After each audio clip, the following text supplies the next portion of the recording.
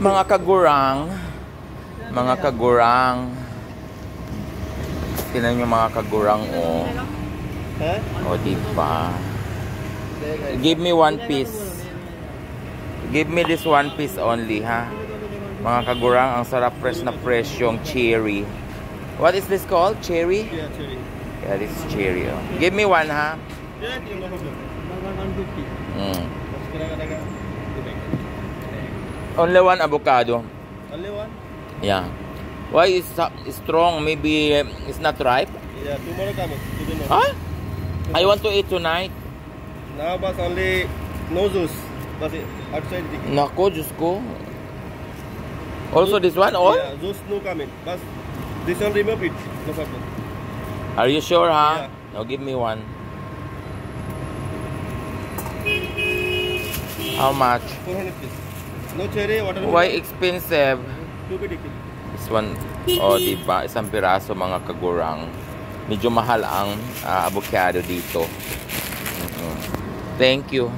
Avocado dito mga kagurang, isang piraso is 400 fils. Meaning, ibig sabihin is nasa ano siya, nasa mga 60 pesos. Yan ana. Mo na siyang medyo mahal ang avocado di Risbarin. Gamay kay siya, gamay, oo, gamay kaayo pero 400 fils siya. Di ka naman siguro ni India ning kuan oy kay ni ang ilang mga avocado, no? Ito yung hinahanap ko. Ano pangalan nito? Sikwa. Sikwa sa amuan siya, sikwa. Only 2 pieces. This is I want. Parang matanda naman tong sikwa nila, we. Only this one 2 piece sikwa. Good morning mga kagurang. Ayan, umagang-umaga dito sa Bahrain. So magluto tayo ngayon at lutuin natin yung nabili nating patula. Of course, with twist, no, na alimasag. And of course, Diyos ko, kailangan pa ba nating i-memorize yan? Magpagayat-gayat na tadihag ka ng sibuyas, oy, o bawang, di ba?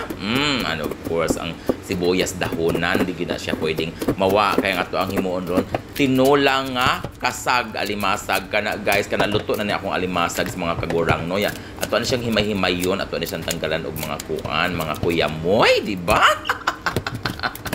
Ganyan lang mga kagurang kasimple ang atong sudan karong buntaga, o di ba? Sa ako ang mga kagurang diyan. At ang patula ang nagbida bago mo yan lutuin mga kagurang, daghan para siya benefits. Pwede na siyang inudnod sa imong naong, yun anak ato mga naong aning mura na ni siya in town ug nanguyos na gyud in town. Pwedeng at sa mga ibang bagay pwede rin niyang magamit mga kagurang bago na siya maluto. O di ba? Alam niyo na, huwag niyo nang pansinin na akong kawali in town. Parehan tiguwang na ako in town. Ayan, igisa natin ang sibuyas. So, of course, atong mga bawang-bawang diha, no? Di ba?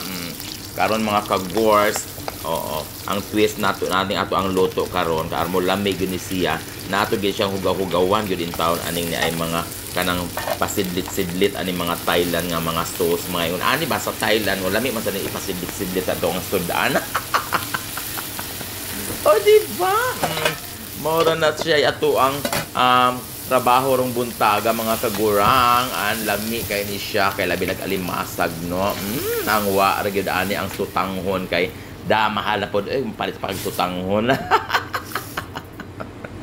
O di ba? Ganyan lang, kunting init lang, kunting pakulo lang. And of course, ilunod mo na ang ato ang pinaka-bida ang sikwa. Anyway, ang kaning sikwa sa amo ang mga kagurang motubo ra man siya sa mga kuan ay mga kasagingan. Muwa gid ni gastos di man siya itanong, mo kalitan na slag tubo inig lamin at ting-uwan. Ito luto na yung akong kanang alimasag, no, with patola, di ba?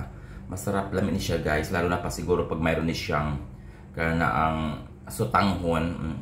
Pero dahil mahal na, uy, mamahap ta ninyo mga kagurang. Laman na akong luto ka. Labi nagpatula, tapos kaning alimasag ang iyahang sagol. Lami kayo. O diba? Mora ni ako ang rutino, ibra. Kada buntag asa OFW at saka mag-isa ka lang sa room. Ikaw rin magsikay-sikay sa imong kaugalingon, di ba? Nakakanta. Shout out the ideas ka ng kuan. Ako ang mga, to all my followers all over the world, thank you so much for watching guys, no? So sana supportahan nyo ang aking mini vlog also. Ang kagurang channel. Alam mo kayo, yung ari na siya paghigop mga kagurang, no? Kanang maghigop tag nasa probinsya, di ba? Kaya ako, di ko makontento ka magkutsara-kutsara ra.